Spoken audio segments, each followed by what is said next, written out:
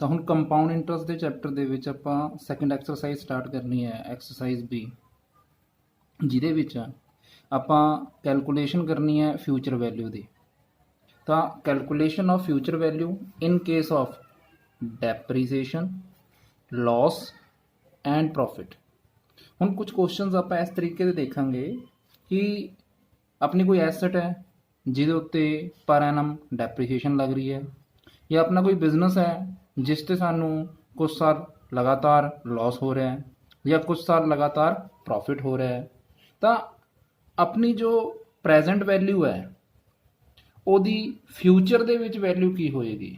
ਜਿਵੇਂ ਆਪਾਂ compound interest ਦੇ ਚੈਪਟਰ ਦੇ ਵਿੱਚ ਦੇਖਿਆ ਕਿ ਜੇਕਰ ਆਪਾਂ ਪ੍ਰਿੰਸੀਪਲ ਵੈਲਿਊ ਜਿਹੜੀ ਹੈ ਉਹ 5 ਸਾਲ ਵਾਸਤੇ 10 ਸਾਲ ਵਾਸਤੇ ਇਨਵੈਸਟ ਕਰ ਦਿੰਦੇ ਆ ਕਿਤੇ, ਤਾਂ ਉਹ ਰੇਟ ਆਫ ਇੰਟਰਸਟ ਜੋ ਸੀ ਉਹ ਕੰਪਾਊਂਡ ਹੁੰਦੇ ਹੁੰਦੇ ਆਪਾਂ ਨੂੰ ਫਿਊਚਰ ਦੇ ਵਿੱਚ ਇੱਕ ਅਮਾਊਂਟ ਮਿਲਦੀ ਸੀ ਜਿਸ ਨੂੰ ਆਪਾਂ ਫਿਊਚਰ ਵੈਲਿਊ ਵੀ ਕਹਿ ਸਕਦੇ ਹੈਗੇ ਆ।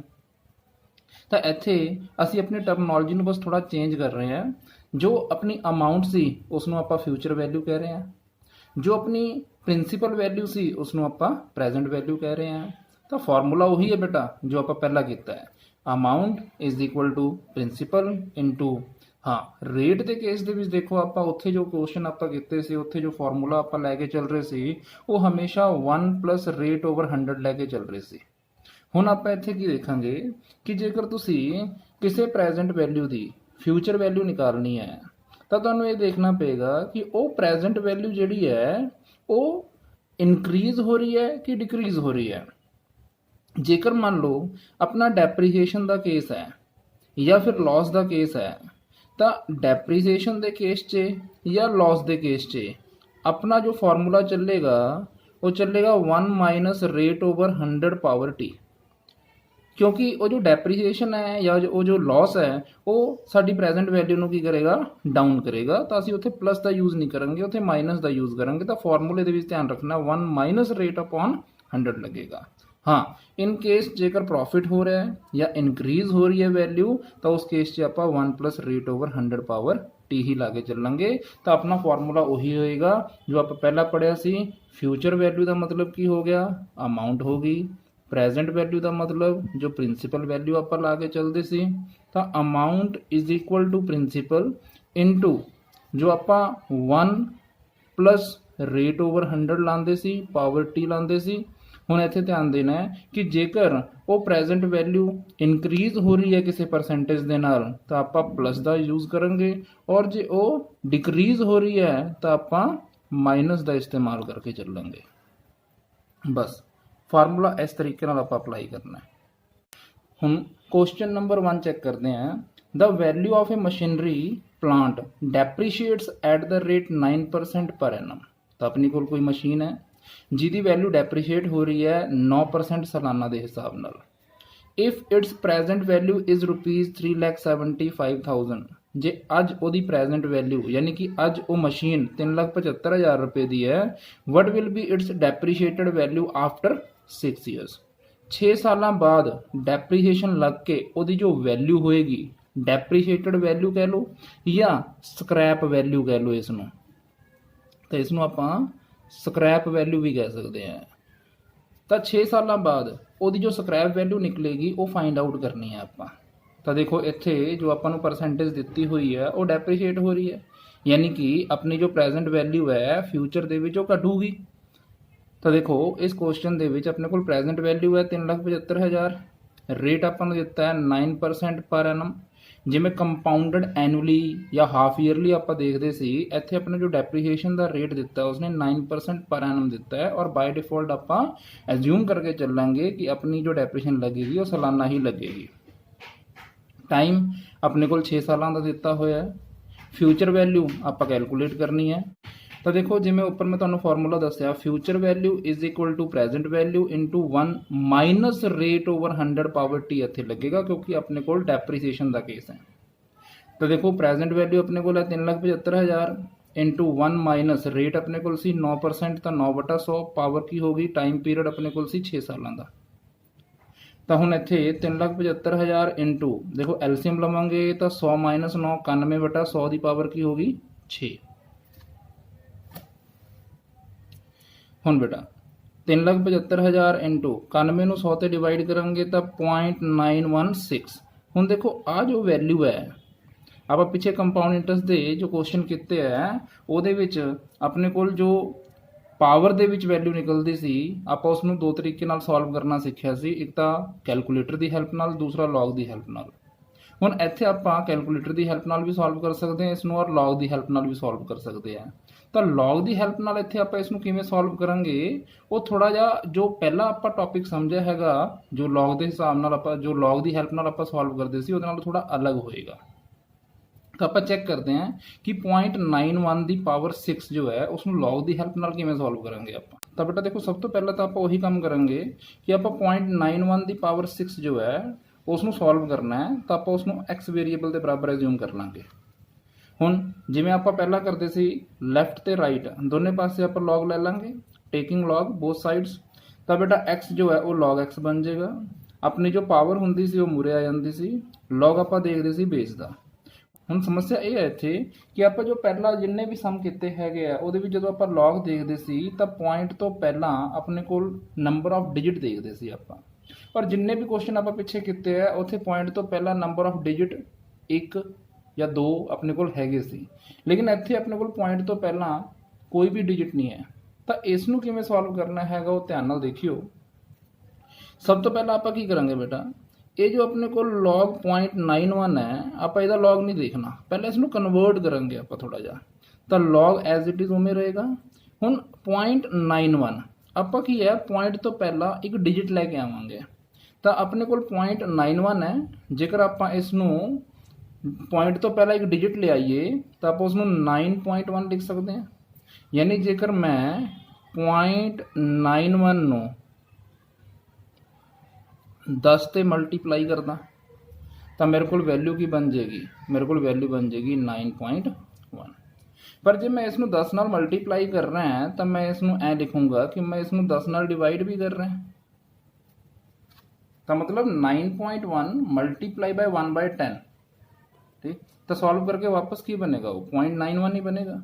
बट मैं उसमें इस तरीके ना लिख रहे हैं log 9.1 मल्टीप्लाई बाय, हम देखो 1/10 जो है उसनों मैं 10 दी पावर -1 भी लिख सकता, क्योंकि देखो 10 दी पावर की है कुछ नहीं है तो यदि पावर की मन के चलेंगे 1। और जेकर वटे ਦੇ ਵਿੱਚ ਹੈਗੀ ਆਪਣੇ ਕੋਲ ਪਾਵਰ ਆਪਾਂ ਉਸ ਨੂੰ ਉੱਪਰ ਲੈ ਕੇ ਜਾਵਾਂਗੇ ਤਾਂ ਮਾਈਨਸ 'ਚ ਹੋ ਜਾਏਗੀ ਪਾਵਰ, ਉਹ ਤਾਂ 10 ਦੀ ਪਾਵਰ -1 ਵੀ ਲਿਖ ਸਕਦੇ ਆ। ਤਾਂ ਧਿਆਨ ਦੇਣਾ ਹੈ ਕਿ ਆਪਣੇ ਕੋਲ ਜੇਕਰ ਪੁਆਇੰਟ ਤੋਂ ਪਹਿਲਾਂ ਕੋਈ ਵੀ ਡਿਜਿਟ ਨਹੀਂ ਹੈ ਤਾਂ ਆਪਾਂ ਪੁਆਇੰਟ ਤੋਂ ਪਹਿਲਾਂ ਇੱਕ ਡਿਜਿਟ ਲੈ ਕੇ ਆਵਾਂਗੇ।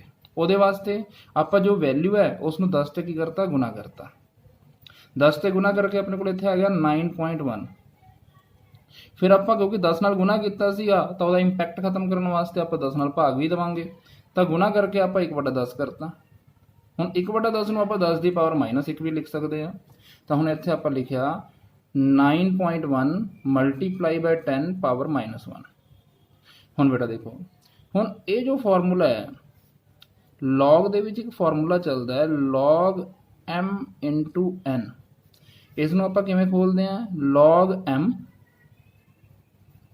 plus log n ਐ ਖੁੱਲਦਾ ਬੇਟਾ ਇਹ ਫਾਰਮੂਲਾ। ਤਾਂ ਇਹਦਾ ਮਤਲਬ log m into n, ਇਸ ਨੂੰ ਆਪਾਂ ਕਿਵੇਂ ਲਿਖਾਂਗੇ log m plus log ਆਪਾਂ ਦੇਖਣਾ ਹੈ ਇਸ ਦਾ 10 ਦੀ ਪਾਵਰ -1 ਦਾ। ਹੁਣ ਜਦੋਂ ਆਪਾਂ log ਦੇਖਾਂਗੇ 10 ਦੀ ਪਾਵਰ -1 ਦਾ ਤਾਂ ਪਾਵਰ ਤਾਂ ਮੂਰੇ ਆ ਜਾਊਗੀ, ਔਰ log ਕਿਹਦਾ ਦੇਖਾਂਗੇ 10 ਦਾ। ਠੀਕ ਹੈ, ਹੁਣ log x = 6। ਹੁਣ ਬੇਟਾ log ਦੇਖਣਾ ਆਪਾਂ ਤਾਂ ਦੇਖੋ log 9.1 ਦਾ ਦੇਖਾਂਗੇ ਜੇਕਰ ਤਾਂ ਆਪਾਂ ਪੁਆਇੰਟ ਇਗਨੋਰ ਕਰਕੇ ਕਿਹਦਾ ਦੇਖਾਂਗੇ 91 ਦਾ। ਅੱਗੇ ਕੋਈ ਡਿਜਿਟ ਨਹੀਂ ਹੈ ਤਾਂ ਆਪਾਂ ਕੀ ਲਗਾ ਦਾਂਗੇ 0। ਤਾਂ ਆਪਾਂ 91 ਦਾ log ਮੇਨ ਟੇਬਲ 'ਚ ਕਿੱਥੇ ਦੇਖਾਂਗੇ 0 ਦੇ ਨੀਚੇ, ਜੋ ਕਿ ਆਪਾਂ ਨੂੰ ਵੈਲਿਊ ਮਿਲੇਗੀ 9591। ਤਾਂ 9591 ਹੁਣ ਜਿਵੇਂ ਆਪਾਂ ਪਹਿਲਾਂ ਕਰਦੇ ਸੀ ਕਿ ਜਿਸ ਵੈਲਿਊ ਦਾ ਆਪਾਂ log ਚੈੱਕ ਕਰ ਰਹੇ ਹਾਂ ਉੱਥੇ ਪੁਆਇੰਟ ਤੋਂ ਪਹਿਲਾਂ ਕੀ ਦੇਖਦੇ ਸੀ, ਨੰਬਰ ਆਫ ਡਿਜਿਟਸ। ਤਾਂ ਇੱਥੇ ਪੁਆਇੰਟ ਤੋਂ ਪਹਿਲਾਂ ਇੱਕ ਡਿਜਿਟ ਆ ਗਿਆ, ਇੱਕ ਦੇ ਵਿੱਚੋਂ ਇੱਕ ਮਾਈਨਸ ਕਰਦੇ ਸੀ ਤਾਂ ਪੁਆਇੰਟ ਤੋਂ ਪਹਿਲਾਂ ਕੀ ਲਗਾਤਾ 0। ਹੁਣ ਪਲੱਸ -1 ਦਾ 1 ਰਹੇਗਾ। log ਆਪਾਂ 10 ਦਾ ਦੇਖਣਾ ਹੈ, ਦੇਖੋ 10 ਦਾ log ਅੱਗੇ ਕੋਈ ਡਿਜਿਟ ਹੈ ਨਹੀਂ ਤਾਂ 0 ਦੇ ਨੀਚੇ ਦੇਖਾਂਗੇ। ਤਾਂ ਜਦੋਂ 10 ਦਾ log 0 ਦੇ ਨੀਚੇ ਦੇਖਾਂਗੇ ਤਾਂ ਵੈਲਿਊ ਮਿਲੇਗੀ 4 × 0। ਤਾਂ 4 ਟਾਈਮ 0 ਮੂਰੇ ਪੁਆਇੰਟ ਲਾਤਾ। ਹੁਣ ਦੇਖੋ ਇੱਥੇ ਆਪਣੇ ਕੋਲ ਪੁਆਇੰਟ ਤੋਂ ਪਹਿਲਾਂ ਕਿੰਨੇ ਡਿਜਿਟ ਹੈ, ਤਾਂ ਇੱਥੇ ਪੁਆਇੰਟ ਤੋਂ ਪਹਿਲਾਂ 2 ਡਿਜਿਟ ਆ ਗਏ 1 ਤੇ 0। ਤਾਂ ਇਹ ਜੋ 2 ਡਿਜਿਟ ਨੇ ਆਪਾਂ ਲੌਗ ਦੇ ਕੇਸ 'ਚ ਕੀ ਕਰਦੇ ਸੀ, ਜਿੰਨੇ ਵੀ ਡਿਜਿਟ ਹੁੰਦੇ ਸੀ ਉਹਦੇ ਵਿੱਚੋਂ ਇੱਕ ਮਾਈਨਸ ਕਰਦੇ ਸੀ। ਤਾਂ ਆਪਾਂ ਇੱਥੇ 2 ਡਿਜਿਟ ਦੇ ਵਿੱਚੋਂ ਇੱਕ ਮਾਈਨਸ ਕਰਾਂਗੇ ਤਾਂ ਪੁਆਇੰਟ ਤੋਂ ਪਹਿਲਾਂ ਕੀ ਲਾ ਦਾਂਗੇ 1। ਹੁਣ log x is equal to 6 multiply by आ तो वैल्यू ही रहेगी 0.9591 माइनस 1 इंटू ए वैल्यू भी की बन रही है 1, तो 1 मल्टीप्लाई बाय 1 1। ਹੁਣ log x is equal to 6 0.9591 ਦੇ ਵਿੱਚੋਂ ਜਦੋਂ 1 ਆਪਾਂ ਮਾਈਨਸ ਕਰਾਂਗੇ ਤਾਂ ਆਪਣੇ ਕੋਲ ਆਏਗੀ ਵੈਲਿਊ -0.041। ਇਸ ਨੂੰ ਫਿਰ 6 ਨਾਲ ਮਲਟੀਪਲਾਈ ਕਰਾਂਗੇ ਤਾਂ ਆਪਣੇ ਕੋਲ ਵੈਲਿਊ ਬਣੇਗੀ -0.246। ਹੁਣ बेटा देखो आप x की वैल्यू कैलकुलेट करनी है तो log आप शिफ्ट करता जाके बन गया एंटी लॉग। ਹੁਣ एंटी लॉग देखो आप देखना है -0.246 का। ਹੁਣ बेटा एंटी लॉग ਦੇ ਵਿੱਚ ਵੀ ਚੇਂਜ ਆ ਗਿਆ। ਦੇਖੋ ਆਪਾਂ ਪਿੱਛੇ ਜਦੋਂ एंटी लॉग ਦੇਖ ਰਹੇ ਸੀ ਤਾਂ ਉੱਥੇ ਪੋਜ਼ਿਟਿਵ ਵੈਲਿਊ ਸੀ ਆਪਣੇ ਕੋਲ एंटी लॉग ਜਿਹਦਾ ਆਪਾਂ ਦੇਖਦੇ ਸੀ। ਇੱਥੇ ਆਪਣੇ ਕੋਲ एंटी लॉग ਕੀ ਦਾ ਦੇਖਣਾ ਪੈ ਰਿਹਾ ਨੈਗੇਟਿਵ ਵੈਲਿਊ ਦਾ। ਤਾਂ ਹੁਣ ਧਿਆਨ ਦਿਓ ਕਿ एंटी लॉग ਨੈਗੇਟਿਵ ਵੈਲਿਊ ਦਾ ਕਿਵੇਂ ਚੈੱਕ ਕਰਾਂਗੇ ਆਪਾਂ। देखो मैं आ जो -0 है तो -0.246 इनू एड लिख लिया तो -0 -0.246 इनू ऐड करके की बनेगा -0.246। हुण बेटा एक काम करना अपना ये जो -0 है ये नीचे मैं लिखता -1 और ये नीचे मैं लिखता +1। तो देखो -1 +1 इंपैक्ट तो इसका खत्म ही है। तो इसमें मैं किमें लिख रहा देखो -0 -1 -0 -1 फिर +1 -0.246। तो ਉਹਦੇ ਨਾਲ ਕੀ ਹੋਏਗਾ -0 -1 ਇਹ ਐਡ ਹੋ ਕੇ -1 ਬਣ ਗਿਆ प्लस 1 ਦੇ ਵਿੱਚੋਂ ਜਦੋਂ ਮਾਈਨਸ ਕਰੂੰਗਾ 0.246 ਨੂੰ ਤਾਂ ਉਹ ਬਣੇਗਾ 0.754 ਪੋਜ਼ਿਟਿਵ ਵੈਲਿਊ ਬਣ ਜਾਏਗੀ ਇਹ। ਹੁਣ ਬੇਟਾ ਇਸ ਨੂੰ ਆਪਾਂ ਲਿਖਣਾ ਕਿਵੇਂ ਦੇਖੋ 1 ਦੀ ਆਪਾਂ ਬਾਰ ਸ਼ੋ ਕਰਾਂਗੇ ਆ ਨੈਗੇਟਿਵਿਟੀ ਜਿਹੜੀ ਹੈ ਇਹ ਉੱਪਰ ਸ਼ੋ ਕਰਾਂਗੇ ਬਾਰ ਦੇ ਨਾਲ 0.754। ਹੁਣ ਆਪਾਂ ਕੀ ਕਰਨਾ ਦੇਖੋ ਐਂਟੀ ਲੌਗ ਚੈੱਕ ਕਰਨਾ ਹੈ ਤਾਂ ਐਂਟੀ ਲੌਗ ਆਪਾਂ ਪੁਆਇੰਟਾਂ ਦੇ ਵਿੱਚ ਦੇਖਦੇ ਸੀ ਤਾਂ 0.75 ਦਾ 4 ਦੇ ਨੀਚੇ ਐਂਟੀ ਲੌਗ ਮਿਲੇਗਾ ਆਪਾਂ ਨੂੰ 5675। ਹੁਣ ਧਿਆਨ ਦਿਓ ਐਂਟੀ ਲੌਗ ਦੇ ਕੇਸ 'ਚ ਆਪਾਂ ਕੀ ਕਰਦੇ ਸੀ ਜਿਸ ਵੈਲਿਊ ਦਾ ਆਪਾਂ ਐਂਟੀ ਲੌਗ ਦੇਖਦੇ ਹਾਂ ਉੱਥੇ ਪੁਆਇੰਟ ਤੋਂ ਪਹਿਲਾਂ ਵੈਲਿਊ ਚੈੱਕ ਕਰਦੇ ਸੀ ਆਪਾਂ ਕਿੰਨੀ ਹੈ। ਹੁਣ ਇੱਥੇ ਜਿਹੜੀ ਵੈਲਿਊ ਹੈ 1 ਉਹ ਮਾਈਨਸ ਦੇ ਵਿੱਚ ਹੈ ਔਰ ਐਂਟੀ ਲੌਗ ਦੇ ਕੇਸ 'ਚ ਆਪਾਂ 1 ਐਡ ਕਰਦੇ ਸੀ ਤਾਂ -1 +1 ਕੀ ਹੋ ਗਿਆ 0। यानी आप लैफ्ट साइड तो 0 डिजिट तो बाद पॉइंट लगाना है तो यानी 5675 के मूरे ही पॉइंट लग जाएगा तो ये बननी वैल्यू अपने को 0.5675।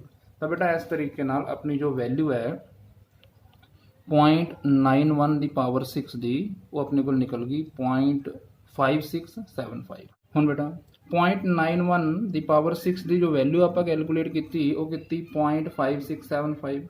ਉਸ ਨੂੰ ਜਦੋਂ ਆਪਾਂ ਮਲਟੀਪਲਾਈ ਕਰਾਂਗੇ 3,75,000 ਨਾਲ ਤਾਂ ਆਪਣੀ ਵੈਲਿਊ ਬਣੀ ਬੇਟਾ 2,12,812.5। यानी कि वो जो मशीन अपनी 3,75,000 रुपए ਦੀ ਹੈ ਅੱਜ ਉਹ 9% ਸਾਲਾਨਾ ਦੇ ਹਿਸਾਬ ਨਾਲ ਡੈਪਰੀਸ਼ੀਏਟ ਹੁੰਦੇ 6 ਸਾਲਾਂ ਬਾਅਦ ਉਹਦੀ ਜੋ ਡੈਪਰੀਸ਼ੀਏਟਡ ਵੈਲਿਊ ਜਾਂ ਸਕ੍ਰੈਪ ਵੈਲਿਊ ਹੈ ਫਿਊਚਰ ਵੈਲਿਊ ਹੈ ਉਹ ਰਹਿ ਜਾਏਗੀ 2,12,812 ਰੁਪਏ ਤੇ 50 ਪੈਸੇ। ਹਾਂ ਇਹਨਾਂ ਚੈਪਟਰਾਂ ਦੇ ਵਿੱਚ ਜਿਵੇਂ ਮੈਂ ਤੁਹਾਨੂੰ ਦੱਸਿਆ ਸੀਗਾ ਕਿ ਜਦੋਂ ਆਪਾਂ ਲੌਗ ਦੀ ਹੈਲਪ ਨਾਲ ਕੁਐਸਚਨ ਸੋਲਵ ਕਰਾਂਗੇ ਤਾਂ ਕੁਝ ਆਨਸਰਸ ਦੇ ਵਿੱਚ ਫਰਕ ਆਏਗਾ ਆਪਣਾ ਥੋੜਾ ਬਹੁਤ ਡਿਫਰੈਂਸ ਹੋਏਗਾ ਆਨਸਰ ਦੇ ਵਿੱਚ ਤਾਂ ਆਪਣੇ ਆਨਸਰ ਦੇ ਵਿੱਚ ਥੋੜਾ ਡਿਫਰੈਂਸ ਹੈ ਤਾਂ 2,12,812 ਰੁਪਏ 50 ਪੈਸੇ ਆਪਣੀ ਫਿਊਚਰ ਵੈਲਿਊ ਨਿਕਲੇਗੀ।